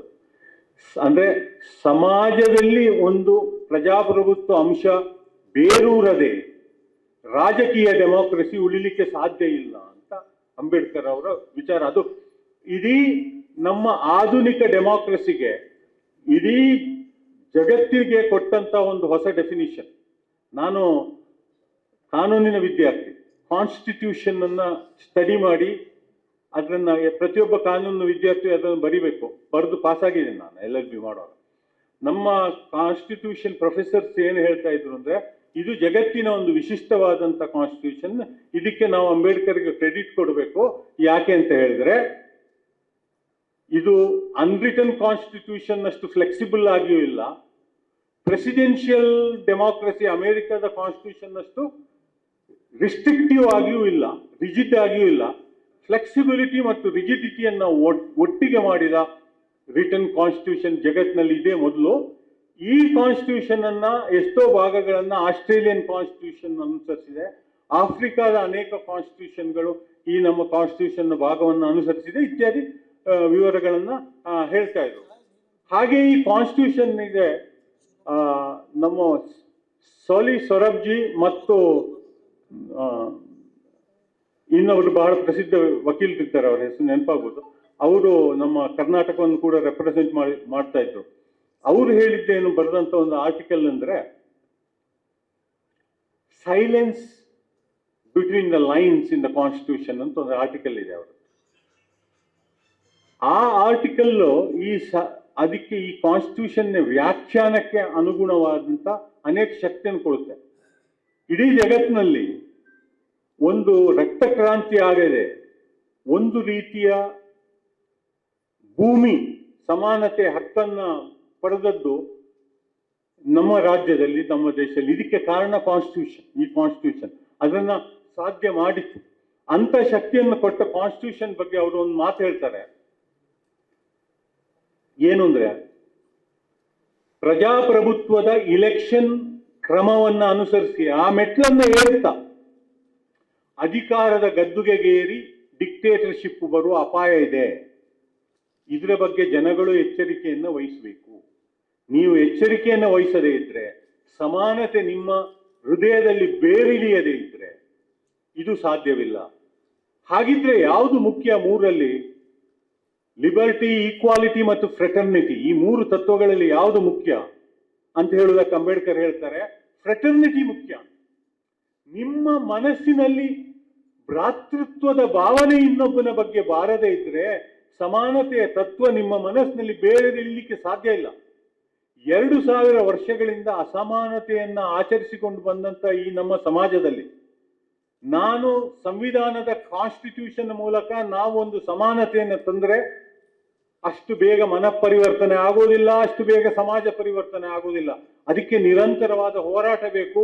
ಅದಕ್ಕೆ ಈ ಹೋರಾಟದ ಸಮಾನತೆಯ ತತ್ವವು ಭ್ರಾತೃತ್ವದ ತತ್ವದ ಜೊತೆಯಲ್ಲೇ ಹೋಗಬೇಕು ಅಂತ ಅವರು ಹೇಳೋದು. ಅದರ ಮೊದಲ ಹಂತವಾಗಿ ಅವರು ಮಾಡಿರುವಂಥದ್ದು franchise to all. Babu Rajendra Prasad ಮೊದಲಾದ ಅನೇಕರು ನಿರಕ್ಷರಸ್ಥರಿಗೆ ವೋಟ್ ಹಾಕುವ ಹಕ್ಕು ಬೇಡ ಅಂತಿದ್ರು. ನೀವು ಕಾನ್ಸ್ಟಿಟ್ಯೂಷನ್ ಡಿಬೇಟ್ಸ್ ಕನ್ನಡಕ್ಕೂ ಅನುವಾದ ಆಗಿದೆ, ಇಂಗ್ಲಿಷ್ ಓದಲಿಕ್ಕೆ ಸಾಧ್ಯ ಇಲ್ಲದವರು ಓದಿ, ಅದರಲ್ಲಿ ಈ ಚರ್ಚೆ ಎಲ್ಲ ಬರುತ್ತೆ. ಆವಾಗ ಅಂಬೇಡ್ಕರ್ ಅವರು ಹೇಳಿದ್ರು, ಇಲ್ಲ, ಅಕ್ಷರ ಜ್ಞಾನ ಇಲ್ಲದವನಿಗೂ ಪ್ರತಿಯೊಬ್ಬ ಪ್ರಜೆಗೂ ವೋಟಿನ ಹಕ್ಕಿರಬೇಕು. ಇದು ದೊಡ್ಡ ಚರ್ಚೆ ಆಯ್ತು. ನೆಹರು ಅಂಬೇಡ್ಕರ್ ಪರವಾಗಿ ನಿಂತು ಪ್ರತಿಯೊಬ್ಬನಿಗೂ, ನಿರಕ್ಷರನಿಗೂ ಆಸ್ತಿ ಇಲ್ಲ. ಮೊದಲು ಬ್ರಿಟಿಷರಲ್ಲಿ ನಿಮಗೆ ಡಿಗ್ರಿ ಇರಬೇಕು, ಅಥವಾ ನಿಮ್ಮ ಹೆಸರಿನಲ್ಲಿ ಪಟ್ಟೆ ಅಂದ್ರೆ ಆಸ್ತಿ, ಭೂಮಿ ಇರಬೇಕು. ಅವರಿಗೆ ಮಾತ್ರ ವೋಟಿನ ಹಕ್ಕು ಇದ್ದಿತ್ತು, ಉಳಿದವರಿಗೆ ಇರಲಿಲ್ಲ ವೋಟಿನ ಹಕ್ಕು 1937ನಲ್ಲಿ. ನೆಹರು ಅಂಬೇಡ್ಕರ್ ಪರವಾಗಿ ನಿಂತರು ಎಲ್ರಿಗೂ. ಬಾಬು ರಾಜೇಂದ್ರ ಪ್ರಸಾದ್ ಅದರ ವಿರುದ್ಧವಾಗಿದ್ರು. ಆವಾಗ ನೆಹರು ಬಾಬು ರಾಜೇಂದ್ರ ಪ್ರಸಾದ್ ಹತ್ರ ಕೂತು ಹೇಳಿದ್ರಂತೆ, ಅಂಬೇಡ್ಕರ್ ಪರವಾಗಿ ನಾನು ಮಾತಾಡ್ತಾ ಇರೋದು ಯಾಕೆಂದ್ರೆ, ಬಾಬೂಜಿ, ಈ ನಿಮ್ಮ ಅಕ್ಷರಸ್ಥರೆಲ್ಲ ನಾವು ಜೈಲಿನಲ್ಲಿರುವಾಗ ಎಲ್ಲಿದ್ರು? ಅವರು ಬ್ರಿಟಿಷರ ಜೊತೆ ಕೆಲಸ ಮಾಡ್ತಾ ಇದ್ರು, ಬ್ರಿಟಿಷರ ಕಾರಕುನರಾಗಿದ್ರು. ನೀವು ನಮ್ಮಾಗಿರೋರು ಜೈಲಿನಲ್ಲಿದ್ದೀವಿ ಅಲ್ವಾ? ಅವರಿಗೆ ಬ್ರಿಟಿಷರ ವಿರುದ್ಧ ಹೋರಾಟ ಮಾಡಿ ಸ್ವಾತಂತ್ರ್ಯವನ್ನು ತರಲಿಕ್ಕೆ ಸಾಧ್ಯ ಆಗಿದೆ ಈ ನಿರಕ್ಷರ ಕುಕ್ಷಿಗಳಿಗೆ. ಅವರು ತಮ್ಮ ಆಸ್ತಿಯನ್ನ ಅಸಹಕಾರ ಚಳವಳಿಯಲ್ಲಿ ಕಳ್ಕೊಂಡಿದ್ದಾರೆ, ತೀರ್ವ ಕಟ್ಟದೆ. ಅವರು ತಮ್ಮ ಸರ್ವಸ್ವವನ್ನು ಕಳ್ಕೊಂಡು ಜೈಲಿಗೆ ಹೋಗಿದ್ದಾರೆ, ತಮ್ಮ ವಿದ್ಯಾಭ್ಯಾಸವನ್ನು ಬಿಟ್ಟಿದ್ದಾರೆ, ಕಾಲೇಜಿಂದ ಹೊರಬಂದು ಹೋರಾಡಿದ್ದಾರೆ. ಹೀಗೆ ಈ ನಿರಕ್ಷರ ಕುಕ್ಷಿಗಳು, ಬಡವರು ಹೋರಾಡಿ ಸ್ವಾತಂತ್ರ್ಯವನ್ನು ಪಡೀಲಿಕ್ಕೆ ಸಾಧ್ಯವಾದ್ರೆ ಅವರಿಗೆ ಅವರನ್ನೇ ಅವರು ಆಡಳಿತ ಮಾಡಿಕೊಳ್ಳಿಕ್ಕೆ ತಿಳಿಲಿಕ್ಕಿಲ್ವ ಬಾಬೂಜಿ ಅಂತ ಕೇಳಿದ್ರಂತೆ. ಹಾಗೆ ನೀವು ತಿಳಿಲಿಕ್ಕಿಲ್ಲ ಅಂತ ನಾನು ಹೇಳಿದ್ರೆ ಅವರು ಕೇಳಿಯಾರ? ಅವರು ನಮ್ಮ ಮಾತನ್ನು ಕೇಳಿಯಾರ? ಆ ನಿರಕ್ಷರ ವ್ಯಕ್ತಿಗಳು ಅದರನ್ನ ಅಂಬೇಡ್ಕರ್ ಹೇಳ್ತಾ ಇದ್ದಾರೆ. ಅಂದ್ರೆ ಅವರು ಅಂಬೇಡ್ಕರನ್ನ ಬಾಬು ರಾಜೇಂದ್ರ ಪ್ರಸಾದರಿಗೆ ವಿವರಿಸಿದ ಕ್ರಮ ಹೀಗೆ. ಆದ್ರಿಂದ ನಾನು ಕೆಲವು ದಿನಗಳಿಂದ ಈ ಪುಸ್ತಕವನ್ನು ಓದ್ತೇನೆ. ನಾನು ಅಂಬೇಡ್ಕರ್ ಅವರನ್ನ ಸಾಕಷ್ಟು ಓದಿದ್ದೇನೆ, ಬೇರೆ ಬೇರೆ ಕಡೆ ಬಿಡಿ ಲೇಖನಗಳಾಗಿ ಬರೆದಿದ್ದೇನೆ. ಈ ಪುಸ್ತಕವನ್ನು ಓದಿದಾಗ ಪೋತೆ ಸರ್ ನನಗೊಂದು ಸ್ಫೂರ್ತಿ ಬಂತು. ಏನಂದ್ರೆ, ನಾನು ಅಂಬೇಡ್ಕರ್ ಬಗ್ಗೆ ಬರೆದಂತ ಲೇಖನಗಳು ಒಂದು 150-180 ಪುಟ ಆಗುವಷ್ಟು ಇದೆ. ಅದಕ್ಕೆ ಇನ್ನೂ ಒಂದು 50 ಪುಟದ ಮುಖ್ಯವಾದಂತ ಇಂಥ ಲೇಖನಗಳನ್ನೆಲ್ಲ ಸೇರಿಸಿ ಅಂಬೇಡ್ಕರ್ ಬಗ್ಗೆ ಒಂದು ಪುಸ್ತಕ ಮಾಡಬೇಕು ಅಂತ ನನಗೊಂದು ಆಸೆ ಬಂತು ಈ ಪುಸ್ತಕ ಹೋದಾಗ. ಅದಕ್ಕೋಸ್ಕರ ಮತ್ತು ಇಲ್ಲಿಗೆ ಕರೆದು ಇಲ್ಲಿ ಒಂದು ಉಪನ್ಯಾಸವನ್ನ ಈ ಪುಸ್ತಕ ಬಿಡುಗಡೆಯ ನೆಪದಲ್ಲಿ ನೀಡುವ ಅವಕಾಶವನ್ನ ನನಗೆ ಕಲ್ಪಿಸಿಕೊಟ್ಟ ಪೋತೆ ಸರ್ ಅವರಿಗೆ, ಕುಲಪತಿಗಳಿಗೆ ಮತ್ತು ಸಂಬಂಧಪಟ್ಟ ಎಲ್ಲರಿಗೆ ವಂದಿಸಿ ನನ್ನ ಮಾತುಗಳನ್ನು ಮುಗಿಸ್ತೇನೆ. ನಮಸ್ಕಾರ.